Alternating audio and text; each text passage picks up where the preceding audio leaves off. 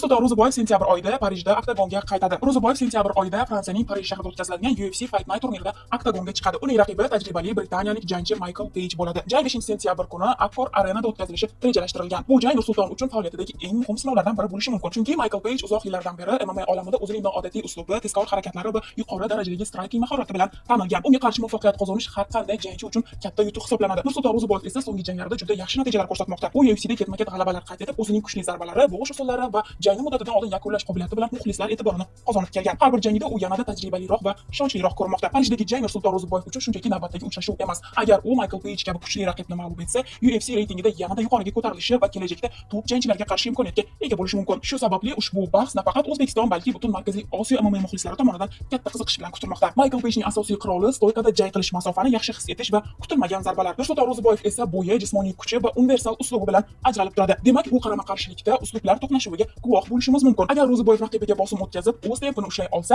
g'alaba qozonish imkoniyati ancha yuqori bo'ladi. O'zbekistonlik muxlislar esa yana bir bor Nursulton Ro'ziboyevning bayrog'imizni UFC sahnasida baland ko'tarishiga umid qilmoqda. Parijdagi jang uning faoliyatida yangi bosqichni boshlab berishi mumkin. Bogdan Guskov faoliyatidagi eng katta sinov 25-iyul kuni Magomed Ankalayevga qarshi jang qiladi. 25-iyul kuni Abu Dabidagi UFC Fight Night turnirining markaziy jangida Bogdan Guskov sobiq UFC yarim og'ir vazn chempioni Magomed Ankalayevga qarshi oktagonga chiqadi. Bu imkoniyat Guskov uchun kutilmaganda paydo bo'ldi. Dastlab Ankalayev boshqa bir raqib bilan jang qilishi kerak edi, biroq raqib jarohat sabab turnirdan chiqib ketganidan so'ng UFC aynan Bogdan Guskovni asosiy jangga tanladi. Bu nafaqat Bogdan Guskovning faoliyatidagi, balki O'zbekiston MMA tarixidagi eng yirik janglardan biri hisoblanadi. Chunki u ilk bor UFC turnirining asosiy jangida ishtirok etadi. Bunday imkoniyat har bir jangchiga ham nasib qilavermaydi. UFC faqat eng ishonchli va muxlislar qiziqadigan sportchilargagina bunday mas'uliyatni ishonib topshiradi. Magomed Ankalayev esa yarim og'ir vazn toifasida tarixdagi eng kuchli jangchilardan biri hisoblanadi. U uzoq yillar davomida divizionning eng yuqori pog'onalarida bo'lib kelgan, chempionlikni qo'lga kiritgan va elit darajadagi raqiblarni mag'lub etgan. Uning asosiy ustunligi sovuqqa bir bor o'z so'zini aytadimi. Endi esa UFC Abu Dhabi turnirining co-main eventiga to'xtalamiz. Bu jangda o'zbekistonlik Ramazan Temirov faoliyatidagi eng muhim sinovlardan birini o'tkazadi. U sobiq UFC chempionligi uchun da'vogarlik qilgan avstraliyalik Steve Ersikga qarshi